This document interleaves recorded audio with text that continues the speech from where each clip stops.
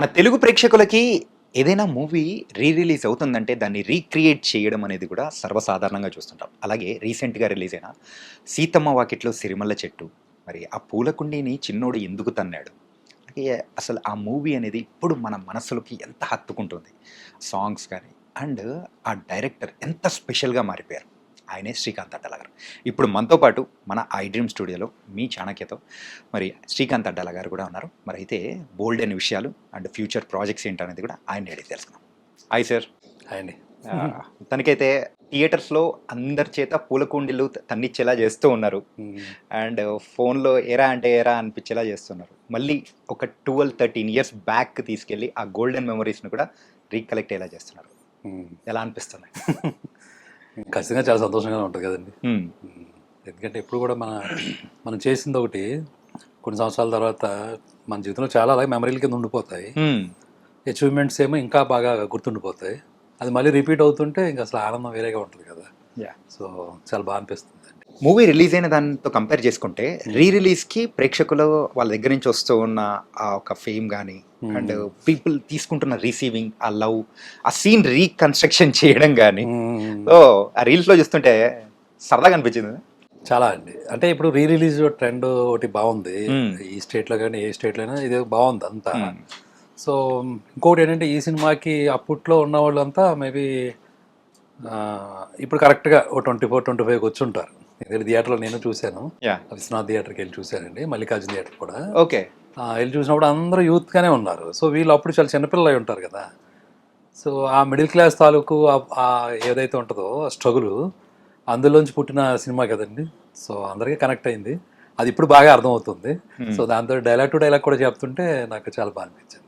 Dialogue to dialogue, scene to scene scene to scene. ఏ ఒక్కటి వదలట్లేదు. అంటే మన తెలుగు సినీ ఇండస్ట్రీకే ఎప్పటికీ మర్చిపోలేని ఒక క్లాసిక్ అనేది కూడా ఇచ్చారు. అంటే ఇప్పటికీ మర్చిపోయిన క్లాసిక్ అంటే చాలా ఉన్నాయండి. చాలా ఉన్నాయన్న. కాకపోతే ఏంటంటే ఇప్పుడున్న జనరేషన్ వాళ్ళు ఒక క్లాసిక్‌గా గుర్తుపెట్టుకునే వాటిలల్లో సో ఇది ఈ మూవీ. అది కూడా మీ సెకండ్ మూవీ. జర్నీ అసలు ఎట్లా స్టార్ట్ అయింది? ఆ స్టోరీ ఒక మెయిన్ మోటో ఏంటి దాని వెనకాల? యాక్చువల్గా అండి కొత్త బంగారు లోకం తర్వాత ఈ సినిమా అని అనుకోలేదండి. ఓకే. వేరే చాలా ఐడియాస్ ఉంటాయి కదా, ఏ ఐడియా చేద్దాం ఎలా చేద్దాం అని అనుకుంటా ఉన్నాను అనమాట. కానీ తర్వాత సంక్రాంతికి ఇంటికి వెళ్తున్నాను. కరెక్ట్గా దుర్గగుడి దాడుతున్నాను. అప్పుడు మార్తాండిక వెంకటేష్ గారి నుంచి ఫోన్ వచ్చింది. ఓకే. ఇలాగా నాగార్జున గారికి ఏదైనా కథ ఉందా అని. అంటే ఇప్పుడు సడన్గా ఏదో నేను ఏంటంటే వరుణ్ సందేశ్ ఇలాగా ఓ 16 ఏళ్ళు 17 ఏళ్ళు అలాంటి ఒక సినిమా చేశాను, టీనేజ్ మూవీ. సడన్గా నాగార్జున గారు అనేసరికి అంటే ఇప్పుడు డైరెక్టర్గా అన్నీ చేయాలి. ఇప్పుడు ఆ టైంలో మనం రెడీగా ఉన్నామా లేదా అనేది ఒకటి ఉంటుంది కదా పాయింట్. చెప్తాను సార్ అని అప్పటికి ఫోన్ పెట్టేసిన తర్వాత ఆ జర్నీలో ఆలోచించుకుంటున్నాను. ఒకటి నిజంగా ఆపర్చునిటీ వస్తే ఇప్పుడు ఈయనకి ఎలాంటి కథ చెప్పాలి ఏంటి అని. చాలా క్యాజువల్గా అన్నతమ్ములు కదని చెప్పి అంతకుముందు ఫ్రెండ్స్ తోటి అంటా ఉండేవాడండి. ఇప్పుడు మా ఇంట్లో జరిగేది లేదా వేరే అందరిలోనూ ఒక ఫీలింగ్ ఉంటుంది కదా, అది బేస్ చేసుకుని ఏదైనా చేస్తే బాగుంటుంది అని ఒక ఆలోచన అంతే, అందుకని మించింది ఏమీ లేదండి. అలాంటిది ఏమైనా చేద్దామా పోనీ అని అనుకుంటా ఉన్నాను. 2 రోజుల్లోనే మరి బ్యాక్ వచ్చానండి. వచ్చి నాగార్జున గారిని కలిస్తే మల్టీ స్టారర్ అని ఒక పాయింట్ ఉంది సార్, ఇంకా దాన్ని డెవలప్ చేయలేదు, ఇద్దరు కావాల్సి వస్తారు సార్ అని చెప్పేది అన్న. అయినా సరే చూద్దాం అన్నారు. ఎందుకంటే అప్పటికి ఇంకా నేను కథ చెప్పే పొజిషన్లో లేను కాబట్టి. ఓకే. కరెక్ట్గా 3వ రోజుకి మళ్ళీ ఇదే మార్తాండి వెంకటేష్ గారు సురేష్ బాబు గారు పిలుస్తున్నారు. ఒకసారి వెంకటేష్ గారు సినిమా అని అంటున్నారు అని అన్నారండి. అంటే మేబీ ఈ ఫ్యామిలీ మూవీ అనే ఆలోచన అక్కడికి ఏమైనా వెళ్ళిందో నాకు తెలియదు. ఓకే. అప్పుడు అక్కడికి వెళ్తే ఇద్దరు ఉన్నారండి, సురేష్ బాబు గారు ఉన్నారు, వెంకటేష్ గారు. ముందు కొత్త బంగాళ గురించి బాగా తీసావు అది అని చెప్పారు. తర్వాత ఏదైనా కథ ఉంటే చెప్పు మనం చేద్దాం అది అంటే అప్పుడు సేమ్ ఇలాగే ఇద్దరు ఉంటే బాగుంటుందండి, అన్నతమ్ములు కథ అనుకుంటున్నాను అని ఆ లైన్ చెప్పాను సార్. ఇది మనం సమాజానికి ఏమి ఇచ్చినా ఇవ్వకపోయినా, మనం ఎంత సేవ చేసినా చేయకపోయినా ఓ మంచి సామరస్యంతో కొన్ని కుటుంబం ఇస్తే చాలు, ఇంకా అంతకు మించిన సేవ అంటే పెద్ద ఉండదు. ఒక లైన్ మీద ఒక కథ అనుకున్నాను సార్, చాలా న్యాచురల్ ఇన్సైట్స్ తోటి అని చెప్పారు. అది బాగుంది కదా అని సరే చేయి దీని మీద డెవలప్ చేసుకుని చేద్దాం ఖచ్చితంగా అన్నారు. ఇప్పుడు కూడా అండి మనిషికి ప్రోత్సాహం అంటే ఆటోమేటిక్ ఉత్సాహం వచ్చేస్తుంది. అంతేనా? అంతే కదండి, ఇది వెరీ థింగ్ కదా. సో దాంతో నాకు చాలా బాగా అనిపించింది. వెంటనే దిల్ రాజు గారు కంట్రీ క్లబ్ ఏదో ఉంటుంది సార్ సికింద్రాబాద్ దగ్గర, అక్కడి నుంచి కాల్ వచ్చిందండి, ఒకసారి రా అని చెప్పి. అంటే మరి నేను ఆయనకి చెప్పలే, అంటే ఇక్కడ చెప్పకుండా ముందే సురేష్ బాబుకి చెప్పారు. మార్తాండ్ వెంకటేష్ గారు రమ్మంటే నేను వెళ్ళాను. అసలు ఎంత జరుగుతుంది అనుకోలేదు కదండి. నేను రెండో సినిమా మళ్ళీ రాజు గారికే చేయాలి. ఓకే. సో ఆయన దగ్గరికి వెళ్తే ఏంటి నువ్వు, లేదు సార్ అసలు ఇది ఏదో అనుకోకుండా జరిగింది, బట్ నేను అక్కడ చెప్పానండి సురేష్ బాబు గారికి, సార్ రెండో సినిమా నేను ఆయనకే చేయాలి అని కూడా చెప్పాను. అది పెద్ద విషయం ఏం కాదు, బట్ నువ్వు కథ బాగా చేయి, ఏదో పాయింట్ బాగానే ఉందా అన్నారు. అదే ఆయనకి షేర్ చేశాను. ఆ రోజు అలాగా నిజం చెప్పాలంటే అది వెంకటేష్ గారి వల్ల దానికి ఏమంటారు ఒక అంకురార్పణ. కానీ సార్ ఫస్ట్ రాజు గారికి అంటే ఇద్దరు హీరోస్, అది కూడా పెద్ద హీరోస్ కావాలి అని అన్నప్పుడు అరే అవునా వద్దు వద్దు అని చెప్పేసి అన్న సందర్భం ఏదో ఉందని మేము విన్నాం. ఇది నిజమా?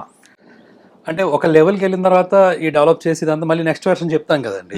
అప్పుడు వెంకటేష్ గారికి మళ్ళీ చెప్పినప్పుడు ఆయన అన్నారండి, ఇది ఏదో చిన్నగా తీసుకుంటే కాదు, ఒక గుండం కథలాగే చేస్తేనే బాగుంటుంది, పెద్ద హీరోలు అయితేనే బాగుంటుంది. ఇప్పుడు నేను నాతో పాటు ఒక పవన్ కళ్యాణ్ లేకపోతే ఒక ఇలాగా అని ఆయన నోట్ అంటేనే 2-3 పేర్లు వచ్చినాయి. నా పరిస్థితి ఎలా ఉంది తెలుసా మీకు? చెప్పండి సార్. అంటే మనం ఎప్పుడు ఊహించిన పేర్లన్నీ వస్తున్నాయి. That is one thing. రెండోది దానికి తగ్గట్టుగా చేయాలన్నా కసి ఉంటుంది కదా ఆటోమేటిక్గా. సో ఆ విషయం నేను రాజు గారికి చెప్పాను. ఓకే. ఇలాగ వెంకటేష్ గారు కూడా చెప్తున్నారండి, సో మనం దానికి తగ్గట్టుగానే నేను సినిమాలో ఉందండి ఆ విషయం ఉంది, దాందే ఉంది, నిలబడుతుంది ఖచ్చితంగాను చేద్దామని. అంటే అప్పుడు కుదురుతుందో లేదో, ఎందుకంటే చాలా క్లాషెస్ ఉంటాయి కదండి ఇంకా సాధారణంగా బిలీఫ్ సిస్టమ్స్లో. కానీ సార్ మీరు ఆ మూవీ ఇద్దరు స్టార్స్తో తీయక ముందు కంపేర్ చేసుకుంటుంటే ఒక 10-15 ఇయర్స్ ముందు వరకు కూడా ఒక ఇద్దరు స్టార్స్ కలిపి చేసిన మూవీస్ చాలా అంటే రేర్. ఏదో క్యామియో ఇచ్చేసి వెళ్ళిపోవడం అనేది చూస్తాం తప్ప అది ఇద్దరు స్టార్స్ ఉండి చేయడం అంటే అప్పట్లో పెద్ద హాట్ టాపిక్ అనేది కూడా నడిచింది. మీ మీద కూడా ఒక స్పెక్యులేషన్ అనేది కూడా ఊహించని అంటే రీతిలో పెరిగిపోయే ఉంటుంది కదా ఆ సిచ్యువేషన్ హ్యాండిల్ చేయడం, అది కూడా సెకండ్ మూవీకే. అంటే అది ఎప్పుడు ఆ ధైర్యం వచ్చిందంటే మహేష్ బాబు గారు ఎప్పుడైతే వచ్చారో నాకు అసలు చాలా ధైర్యం వస్తుంది. ఎందుకంటే ఆయనతోటి సినిమా చేసిన అనుభవం వాళ్ళు చెప్పాలండి. ఓకే. వాళ్ళకు తెలుస్తుందండి ఆయన అంతా ఎలాగా చూసుకుంటారో, ఎలాంటి బలాన్ని ఇస్తారనేది. సో దట్స్ సరే. ఏం చెప్పిచ్చారు సార్ మహేష్ బాబు గారిని? ఏం చెప్పి ఇది అది అది చాలా విచిత్రంగా జరిగిందండి. మళ్ళీ రాజుగారి దూకుడు సెట్కి తీసుకెళ్లారు. మహేష్ బాబు గారికి చెప్పాను అని చెప్పేసి నాకు ఇంకా బాగా అనిపించింది అండి. ఓకే. ఎందుకంటే ఆ కథ ఊహించుకోవడంలో వెంకటేష్ గారు మహేష్ బాబు గారు బాగుంటుంది అని చాలా కాన్ఫిడెంట్గా వెళ్ళాను. చాలా 15 minutes చెప్పానండి అంతే. ఓకే. చిన్నగానే చెప్పానండి. ఈ సినిమా ఏంటో విచిత్రంగా అందరికీ కొద్దిగా చెప్పడం ద్వారానే ఓకే అవుతూ వెళ్ళిపోయింది. అంటే కంప్లీట్ స్టోరీ అసలు అంటే కంప్లీట్ స్టోరీ లేదని కాదు, అంటే ఫస్ట్ చెప్పేటప్పుడైనా కానీ అంటే ఆయన కూడా 15 minutes చెప్పారండి. ఇలా అన్నతమ్ములు మధ్యలో ఉన్న బాండ్ ఏంటి, మెయిన్ కాన్ఫ్లిక్ట్ అండి. అది బాగా నచ్చిందండి మహేష్ బాబు గారికి. అంటే అది ఏదో చాలా పెద్ద విషయంగా ఉండదండి, అది లోపల ఉండే విషయం అది. దాన్ని అప్పుడు ఎప్పుడైనా ఎవరైనా ఎలా చూసుకుంటారు ఒక ఆర్టిస్ట్గా, ఆయన ఓకే ఈ పర్ఫార్మెన్స్ స్కోప్ ఏంటి, ఇది చాలా డిఫరెంట్గా ఉంటుంది అని ఒక పాయింట్ ఉంటుంది కదండి. ఇప్పుడు విలన్ అనేది లేకపోతే కాన్ఫ్లిక్ట్ అనేది బయట పెద్ద బాంబులతో చేసేది ఉంటుంది, గుండెల్లో డైనమైట్లు పగిలేది ఉంటుంది. రెండు ఒకటేనండి. ఆడియన్కి ఏదైతే అది కనెక్ట్ అవుతుందో దాంట్లో వెళ్తారండి. సో ఆ నమ్మకంతో మనం ఉన్నప్పుడు ఏ కథైనా మనం డీల్ చేయొచ్చండి. ఓకే. సో అంతే. అది కొన్నిసార్లు వర్కౌట్ అయిందా లేదనేది దానికి 100 కారణాలు ఉంటాయి. బట్ బేసికల్గా ఒక కథ అనుకుని రాసేటప్పుడు ఆడియన్ పాయింట్ ఆఫ్ వ్యూ అయితే కనుక తనకి ఏ కాన్ఫ్లిక్ట్ అయినా తను దాంట్లోకి వెళ్తాడండి, మనం కరెక్ట్గా చెప్పగలిగితే కనుక అది కూడా ఈక్వల్గా ఫీల్ అవుతారు. సీతమ్మ వాకిట్లో సిరిమల్ల చెట్టు అసలు ఆ టైటిల్ పెట్టాలని ఎలా అనిపించింది సార్? ఏంటంటే అస్సలు ఇప్పటి వరకు ఎక్కడా వినంది అండ్ అంటే ఏదైనా కానీ ఒక వాక్యంలా ఉండేదాన్ని మీరు అది ఒక టైటిల్లా మీరు సెట్ చేసేసారు. ఇది ఎలా ఉందంటే నాకు రిలీజ్కి ఎలాగైతే ఉందో అలాగా ఇంటర్వ్యూస్ ఏమైనా ఉంటే అప్పుడు ఇచ్చిన ఇంటర్వ్యూలో ఏ క్వశ్చన్ అడుగుంటారు కదా. ఏంటంటే సార్ ఇంకా విషయాలు చెప్పాలంటే అదే మూవీ ఇప్పుడు గనక రిలీజ్ అయితే ఇప్పుడు ప్రతి మూవీకి ఈచ్ అండ్ ఎవ్రీ డీటెయిలింగ్ తీసుకొని దాన్ని డీకోడ్ చేస్తున్నారు. ఆ డీకోడ్ చేసిన క్వశ్చన్స్ ఇంకా ఉన్నాయి అన్నమాట. అది ఇంకా అడుగుతాం సార్. క్వశ్చన్ పేపర్ బాగానే ఉంది అయితే. ఉంది సార్. ఏంటంటే ఇది ఒక క్వశ్చన్ పేపర్ కాదు సార్, కలెక్టివ్ గా తీసుకున్న క్వశ్చన్స్. Right right. యా. అలాగే మీరు స్టోరీ రాసుకునేటప్పుడు యూజువల్గా అసలు క్యారెక్టర్స్ నేమ్స్ అనుకుని ఒకటి రాసుకోవడం అనే స్టైల్ ఒకటి ఉంటుంది. కాకపోతే ఇందులో పెద్దోడు చిన్నోడు క్యారెక్టర్ పేర్లు ఏంటి అసలు? అది నేను కావాలనే చేసిందండి అది. మ్మ్. పేర్లు పెట్టకపోతేనే బెటరు. ఎందుకంటే ఎవరైనా ఐడెంటిఫై చేసుకునేలా ఉంటే బెటరు. ఏదో ఒక పర్టికులర్ పేరు పెడితే ఆ పేరులాగా ఉండే అవకాశం ఉంటుంది. బట్ ఇది అది ఇందులో చాలా మందికి పేర్లు ఉండవండి. యా. అఫ్కోర్స్ సీత ఆ అమ్మాయి పేరు మీద పెట్టాను కాబట్టి ఆ అమ్మాయి గీత రైమింగ్ ఉంది కాబట్టి గీత మ్మ్. అలా ఏదో ఫిక్స్ అయ్యాం. కానీ మిగిలిన కొండలరావు ఇలాంటి చిన్న చిన్నవి. బట్ మెయిన్గా మీరు అడిగిన దానికైతే పేర్లు పెట్టకపోతేనే బెటర్. చిన్నోడు పెద్దోడు ఇంట్లో పిలుచుకునే కలవకొలగా ఉండేది అదే కదండి. సో అది యూనివర్సల్గా ఉంటుంది యా. అని అలా అనిపించి చేసిందండి. మంచోడంటే ఇప్పటికీ ఎప్పటికీ రేలంగి మామయ్య అని డిసైడ్ అయిపోయేలా చేశారు. అసలు ఆ క్యారెక్టరైజేషన్ ప్రకాష్ రాజ్ గారిని సెట్ చేయాలని ఎలా అనిపించింది సార్? ఇంకా అంటే ముందు రాసుకున్న టైంలో నాకు ఈ కొత్త బంగారులోకం చేసినప్పుడే ఆయనతోటి ఒక బాండింగ్ ఉంటుంది. అలాగే బొమ్మరిల్లు ఫాదర్ ఆ టైంలో ఇంకా ఆయన ఒక మెయిన్గా కనపడుతున్నారు. ఏది రాసుకున్నా ఆయన మైండ్లోకి ఆటోమేటిక్గా వస్తున్నారు. యా. సరే చేయించడం అనేటప్పటికి నిజానికి ఆయనకు కూడా అది కష్టమే. ఆయన ఆడియో ఫంక్షన్ కూడా అప్పుడు చెప్పారు. ఎందుకంటే అప్పటి వరకు ఒకలాంటి క్యారెక్టర్స్ చేశారు. ఇదేంటంటే మొత్తం అసలు ముందు నేను అన్నాను కూడా ఆయన, సరే ఈ కథ రాయాలంటే ముందు నేను మంచోడై ఉండాలి, చేయాలంటే మీరు ముందు మంచోడై ఉండాలి. ఎందుకంటే ఆయనకి కొంచెం సెట్లో ఆయన కొంచెం స్ట్రిక్ట్గా ఉండడం, లేకపోతే ఏదైనా కోపం వస్తే ఇమీడియట్గా ఎక్స్ప్రెస్ చేయడం అవన్నీ నేను చూశానండి. సో బట్ ఈ సినిమాకి ఏంటంటే నిజంగానే చాలా శాంతంగా ఎక్కడ పడితే అక్కడ అలా కూర్చొని అలా చేసుకుంటూ వచ్చారు. అదే ఆ క్యారెక్టర్కి ఆయన ఇచ్చిన విలువ, దాన్ని ఆయన తీసుకున్న విధానం. బేసికల్గా ఏంటంటే ఆ క్యారెక్టర్లో ఉన్న డెప్తేనండి. అంటే నమ్మాలి. ఇప్పుడు సాధారణంగా ఏంటంటే మనం లోకంలో 100 రకాల ప్రాబ్లమ్స్ ఉంటాయి అందరికీ. మనలోనే చాలా ఇంటర్నల్ డీమాన్స్ ఉంటాయి, మన వికారాలు ఉంటాం కదా. 100 రకాల శత్రువులు ఉంటాయి మన లోపలే ఉంటాయి. అవన్నీ దాటి ప్రవర్తించడం అనేది కదా మనం చేసే పని. రోజు ప్రతి ఒక్కరు చేసే ఎక్సర్సైజ్ ఇదే. యా. వాళ్ళు ఎదుర్కొనే ప్రాబ్లమ్స్ దగ్గర ప్రతిసారి మళ్ళీ ఆ టేప్ని ఎంత ప్రాబ్లం ఉన్నా మళ్ళీ మనం చూసుకోవడం మొదలు పెడతా ఉంటాం. బట్ ఈ అన్నిటికీ ఒక సొల్యూషన్గా చెప్పాలి అంటే బేసికల్గా మనిషి అంటే మంచోడు కదా లోపల. ప్రతి ఒక్కడ ఇప్పుడు తపన ఏంటండి, మనం చెడ్డగా కనిపించినా లేకపోతే మనం ఒక తెలియకుండా మిస్టేక్ చేసినా మళ్ళీ దాన్ని రికవర్ చేసుకుందానే ట్రై చేస్తూ ఉంటాం కదా. రైట్. లైఫ్ అంతా జరుగుతూ ఉంటుంది కదా ఈ ప్రాసెస్. దట్ మీన్స్ మనిషి అంటే ఖచ్చితంగా మంచోడు అయితేనే ఆ పని చేస్తూ ఉంటాడు. యా. పైగా అందరూ భగవంతు స్వరూపులు అన్నప్పుడు మంచోడు కాకుండా ఎందుకు అవుతాడు? సరే ఆ డెప్త్కి వెళ్ళి చూసినోడు ఎవడో చంద్రుడు ఎవడో అంటే మనకి దగ్గర ఆన్సర్స్ ఉండవు, అదంతా వేరే సబ్జెక్ట్ అది. బట్ వన్ బిలీవ్స్ అంటే నేను నమ్మాను అంటే అప్పుడు నేను మంచిగా ఉంటే ఆ టైంలో మంచితనం కూడా బయటకు వస్తుంది అనేది ఆ క్యారెక్టర్ నమ్మిన విషయం అనమాట. అంటే దీనికి సంబంధించి కూడా మీరు క్లైమాక్స్లో ప్రకాష్ రాజ్ గారితో ఒకటి చెప్పిస్తారు. ఏంటంటే ఇక్కడ ఉన్నాడు పేదోడై ఉంటాడు, డబ్బులు ఉన్నోడై ఉంటాడు, చిన్నోడై ఉంటాడు, పెద్దోడై ఉంటాడు, కానీ నేను మంచోడిని దేవుడా, నాకు మాత్రం నన్ను కాపాడు దేవుడా అని చెప్పేసి అది చెప్పిస్తారు. అదే ఒక్కసారిగా గుండెల్లో ఎట్లా అంటే సార్ దీనికి ఒక చిన్న ఫ్లాష్ బ్యాక్ ఉందండి ఈ డైలాగ్ రాయటానికి. నా ఫ్రెండ్ ఉంటాడు ప్రతాప్ అని, నాకు బాగా క్లోజ్ ఫ్రెండ్స్ మా ఊర్లో చాలామంది ఉంటారండి. అందులో బద్రి అని, నెక్స్ట్ మన ప్రతాప్ అని ఉంటాడు. తను నేను తిరుపతి వెళ్ళేవాడిని కరెక్ట్గా ఈ సినిమాకి స్క్రిప్ట్ రాసుకుంటున్నప్పుడే. తిరుపతి వెళ్తే తిరుపతి దర్శనం అయిపోద్ది కదండి. దర్శనం అయిపోయిన తర్వాత అక్కడ పైన కూడా దండం పెట్టుకుంటాం, లక్ష్మీదేవి ఉండి. ఈ పక్కన వచ్చి కూర్చుంటే, ఇక్కడ కూర్చుంటే ఇందిరాగాంధీ, ఇక్కడ దండం పెట్టుకుంటేనే ప్రైమ్ మినిస్టర్ అయిందని వాళ్ళు ఎవరో చెప్తున్నారు అక్కడ. ఇలాంటి ఉంటాయి ఆయన గుడి దగ్గర చిన్న చిన్న సెంటిమెంట్స్. మనం మరీ ప్రైమ్ మినిస్టర్ కాకపోయినా ఏదో అవుతామని చెప్పి ఆ ప్లేస్ లో ఒక చోట అక్కడ రూపాయి బిల్లు కూడా నించో పెడతా ఉంటారు. మీరు తిరుపతి వెళ్తే అందరికి తెలుసు. ఆ ప్లేస్ లో ఎందుకో చాలాసేపు ఎక్కువసేపు కూర్చున్నాను బయటకు రాకుండా. ఇంకా ఆ దృష్టి ఏమైందంటే ఈ లోపలికి వచ్చి దర్శనం చేసుకునే వాళ్ళ మీద పడింది. సో ఆ ఎంట్రన్స్ కనపడుతుంది మనకి. అక్కడి నుంచి లోపలికి ఎంటర్ అవుతారు. ఇంక ఏ దర్శనం వాళ్ళు అయినా సరే ఒక చోట ఏకమైపోతారు. అవును సార్ కదండి.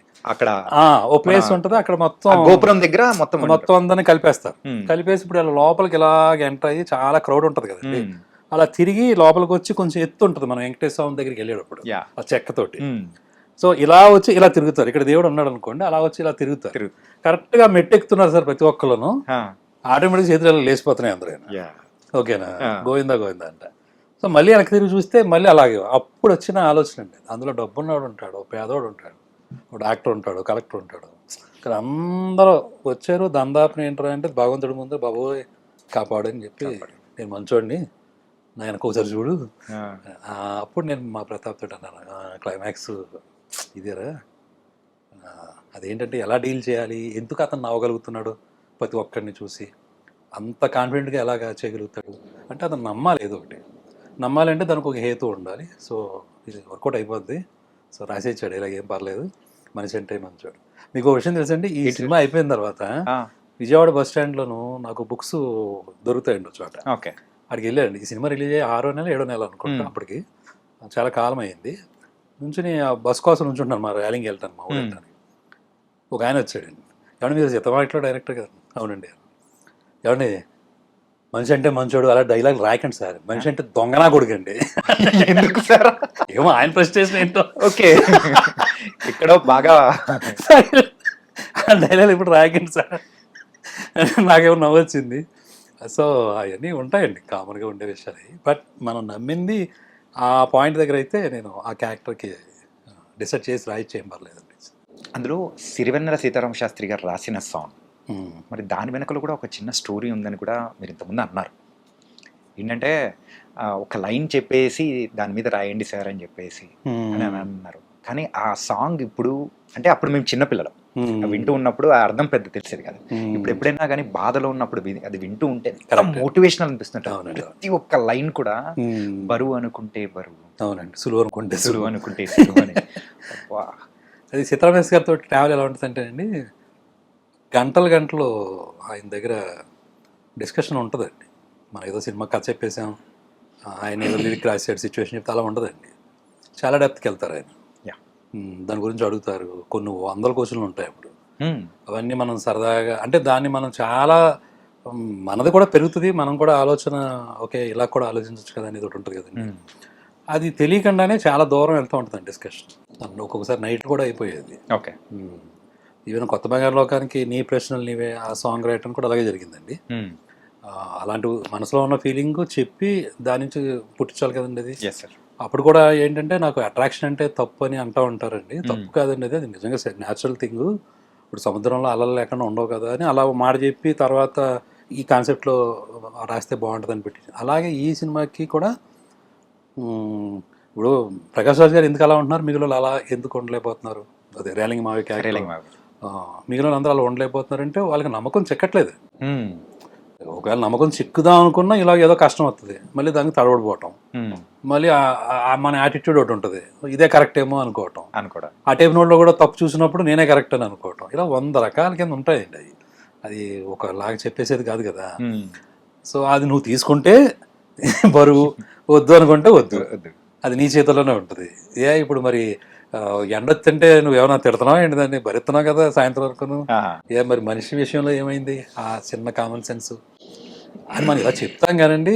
బట్ అది ప్రాక్టీస్లోకి వచ్చేటప్పటికి వర్కౌట్ అవుద్దాలి. అప్పుడు అలా అనుకుంటే రామాయణం చదివిన తర్వాత అందరూ గొప్పలు అయిపోవాలి కదా. ఇప్పటికీ ఎందుకు అవ్వరు అంటే మాయ సంథింగ్ ఏదో ఉంటుంది. బట్ అది అయినా కానీ ఒక మంచి విషయాన్ని ఎప్పుడు చెప్తూనే ఉండాలని ఒక దానికి కట్టుబడితే that practice makes like this అనమాట. ఆ పాయింట్ చెప్పి ఆయనతో డిస్కస్ చేసి ఎలా అంటే అప్పుడు ఆయన యాక్చువల్గా 4 చరణాలు రాశారండి దానికి. 4 ఎన్నో రాశారండి.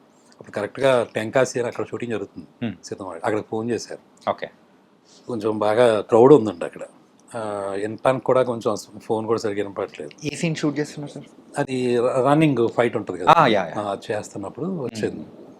ఆ హోటల్ ఏదో ఉందండి, అప్పుడు హోటల్ లోపలికి వెళ్ళిపోయి కూర్చుని కొంచెం సౌండ్ బయట డిస్టర్బెన్స్ లేకుండా ఉంటే ఆయన మొత్తం 4 చరణాలు చెప్పారు. ఓకే, యాక్చువల్గా సినిమాకి 2 పెడదామని, అది ముందు మాంటేజ్ సాంగ్ ఒకటి, ఇంకోటి చివరిలో పెడదాం. బట్ 3 చరణాలు ఎప్పుడైతే చెప్పారో 4లో ఈ 3 వాడేస్తానండి, ఎక్కడికి వెళ్తే అక్కడ దీన్ని ఏది ఒక్కదాన్ని వేస్ట్ చేయను అని చాలా బాగా ఎంత గొప్పగా రాశారండి. మరి మాటలు కాదు కదా అసలు. ఆ తర్వాత కూడా ఏదైనా ఒక సందర్భం వచ్చినప్పుడు ఈ పర్టికులర్గా ఈ టాపిక్ అంటే ఈ సాంగ్ గురించి టాపిక్ తీసుకొని నలుగురికి చెప్పే విధానం కానీ నిజంగా భలే అనిపించింది. ఆయన అమెరికాలో ఎక్కడో చెప్పారు. అవునవును, అలాగే మనం కూర్చొని మాట్లాడే ఆ సందర్భంలో ఒక పైగా అది అలా చక్కగా ఇమిడిందండి. ఇప్పుడు మహేష్ బాబు గారు ఇంటర్వ్యూ నుంచి బయటకు వచ్చినప్పుడు మళ్ళీ అక్కడ ప్లేస్ అయిపోయింది. మళ్ళీ ఈ అబ్బాయి చిన్నోడు పెద్దోడితోటి చావడానికి కూడా ధైర్యం రాదురా మనకి అంటే మళ్ళీ అక్కడ ప్లేస్ అయింది. ఎక్కడికి కావాలితే అక్కడ ఆ 4 చరణాల్లోనూ కావాల్సిన దాన్ని వాడేసుకున్నాం అనమాట. అలా రాసిచ్చారు ఆయన. సార్ బాహుబలిని కట్టప్ప ఎందుకు చంపాడు అనేది ఒక యూనివర్సల్ ట్రూత్ కోసం చాలా నాలుగు వెయిట్ అర్థమైంది. చేశారు, నాకు వచ్చింది. కానీ ఇప్పటికీ దొరకని ఆన్సర్ ఏదైనా ఉందంటే చిన్నోడు పూలకొండ ఎందుకు తన్నాడు సార్, దానికి ఆన్సర్ మాత్రం కావాలి సార్. అంటే మీకు ఏం అర్థమైంది చెప్పండి పోనీ ఆ ఒకసారి. ఫ్రస్ట్రేషన్ చూపించాలి. ఓకే చెప్పండి, నోటి బి సిడి ఆప్షన్స్. కాదు సార్, ఏంటంటే యాజ్ ఏ మేకర్ గా మీ మైండ్ లో ఒక ఆలోచన ఉంటుంది. ఏంటంటే కరెక్ట్ గా అక్కడ పూలకొండి పెట్టండి, దాన్ని తనేసుకుంటూ వెళ్ళిపోతాడులే అని మీరు అనుకోవచ్చు. అలాగే కాదు. అట్లేముండదు, కానీ దాని వెనకాల ఏదో ఒక పరమార్థం అనేది ఉంటుంది. మేము ఆలోచించడం అంతవరకు ఆలోచిస్తాం, అయితే మీరు దాని వెనకాల మాత్రం ఏదో ఒకటి ఇంటెన్షన్ పెట్టుకొని రాసింటారు. ఆడికి ఎంత ఇష్టం అండి ఆ అబ్బాయి పెద్దోడంటే. చాలా ఇష్టం. చాలా ఇష్టం కదా. అసలు తట్టుకోలేడు యాక్చువల్గా. నిజంగా ఇక్కడ ఇందులో ఏంటంటే పెద్దోడి మీద కోపం ఉంటుంది, ఎందుకంటే వాడు ఆ కసి లేదు, గెలవాలన్న ఇది ఉండాలి కదా, ఇవి ఉంటాయి కదండి ఇంకా రకరకాల ఐడియాలజీస్. కోపం ఉంది, కానీ దానికి మించిన ఇష్టం ప్రేమ కూడా ఉంటుందండి. ఒకవేళ కోపం వస్తే ఎక్కడ చూపించుకుంటాడో దాన్ని దాచుకొనే హోల్డ్ చేసుకునే అంత ఇది లేదు. ఏ వస్తుంటే అందుకనే అంతకుముందు డైనింగ్ టేబుల్ మీద కూడా గ్లాస్ కొడతాడు. క్లాస్ కొట్టారు. సో మనకి ఇష్టమైన వాళ్ళ మీద బాగా క్లాషెస్ వస్తున్నప్పుడు హోల్డ్ చేసుకుంటాం అంటే ఒక లిమిట్ వరకు ఓకే, కానీ ఒక స్థాయి దాటింది అనుకోండి, దాన్ని ఎవరి మీద చూపించాలో తెలియక గొప్ప బయటకు వస్తూ ఉంటుంది. అది యాక్చువల్గా వాళ్ళని అవమానించినట్టే వాళ్ళు తీసుకుంటే కనుక. కానీ అది అవమానం అలాంటిది కాదు కదా. కోపం, బాధ వచ్చింది, విపరీతమైన ఇది వచ్చింది. ఎందుకంటే అక్కడ పక్కన చెల్లెలు పెళ్ళి, అది ఎవరిదో కాదు, మన ఇంట్లోదే. అంటే నిజంగానే అవమానించాడు. అవమానం చాలా దారుణంగా ఉంది. ఓకేనా, అది కాదనలేని విషయం. బట్ వీడికి తెలియదు ఆ విషయం, అది ఎందుకు అంత బాధపడుతున్నాడు అనేది. ఒక లెవెల్ వరకే తిను తీసుకుంటున్నాడు. ఒకవేళ ఎవరైనా అన్నారా అని కూడా అడుగుతాడు. అంటే మటుకి నువ్వేనా పిగేస్తాడు, వెళ్ళి నాటకాలు వేసుకో అంటాడు. సో నాటకాలు అనేది తిన ఎక్క నేచర్ కాబట్టి అది వచ్చేసరికి మీదకి ఆ బాణం కోపం వచ్చింది. ఇవన్నీ బ్లాస్ట్ అవ్వాలి అంటే ఓకేనా. సో అక్కడ ఏదో ఒక వస్తువు మైండ్ ఆటోమేటిక్గా అక్కడ పూలకొండి ఉంది, ఒక తొందర దాన్ని. ఎలా తీసుకుంటాడు దాన్ని, ఏమన్నా కాకుండా అనుకోవచ్చు సార్. అంటే ఎంత కోపం ఉందా ఇడికి, ఏదైనా 100 అనుకుంటాడు కదా. అందుకని తర్వాత తల అడుగుతాడు, ఎందుకు దాన్ని నువ్వు పూలకొండి క్లైమాక్స్ లో, అదే సెకండ్ హాఫ్ బిగినింగ్ లో. సో ఇప్పుడు అది నీ మీద కోపంతో అది కాదు కదా, నేనే తట్టుకోలేని విషయం, అది హోల్డ్ చేసుకోలేని ఒక ఎమోషన్ అండి సార్. యాక్చువల్గా ఈ సిచ్యువేషన్స్లో మనం ఎందుకున్నాం, ఇలాంటి సిచ్యువేషన్స్లో ఎందుకు నలుగుతున్నాం మనం. ఎవరం చెడ్డోళం కాదు, పోనీ వచ్చిన ప్రాబ్లమ్స్ ఏమైనా పెద్ద పెద్ద ప్రాబ్లమ్స్ కూడా కాదు, కానీ ఏంటి నలుగుడు. ఓకేనా, ఏమీ హెల్ప్లెస్ సిచ్యువేషన్స్.